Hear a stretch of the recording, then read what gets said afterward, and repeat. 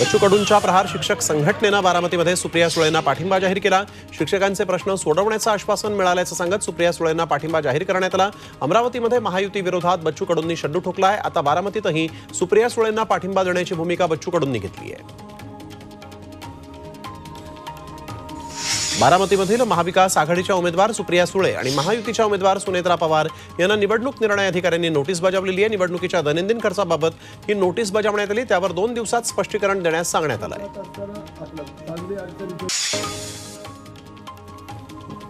जळगावमध्ये शरद पवारांच्या ताफ्यातील गाड्यांचा अपघात झालेला आहे। चोपड्यातील सभा आटपून भुसावळकडे जात असताना हा अपघात झाला। बुरहाणपूर अंकलेश्वर महामार्गावरील वाघोदे गावाजवळ हा अपघात झाला। अचानक गतिरोधक आल्यामुळे पुढील गाडीनं ब्रेक दाबला आणि त्यानंतर पाठीमागून येणाऱ्या गाड्या एकमेकांवर आदळल्या आणि या अपघातात शरद पवार हे सुदैवानं सुखरूप आहेत, मात्र 2 गाड्यांचं नुकसान झालंय, तर एक कार्यकर्ता किरकोळ जखमी झालाय।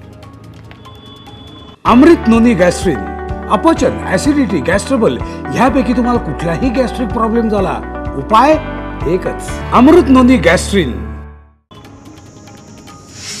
रायगडमध्ये ठाकरे गटाच्या नेत्या सुषमा अंधारेंच्या हेलिकॉप्टरला भीषण अपघात झाला।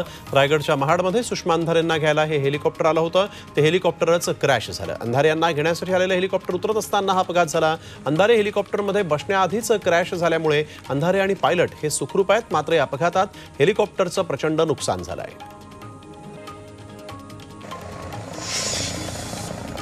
सुषमा अंधारेंच्या हेलिकॉप्टर क्रॅश प्रकरणावर विजय वडेट्टीवार यांनी प्रतिक्रिया दिली। ते अपघात झालेले हेलिकॉप्टर मी विदर्भात वापरलं होतं।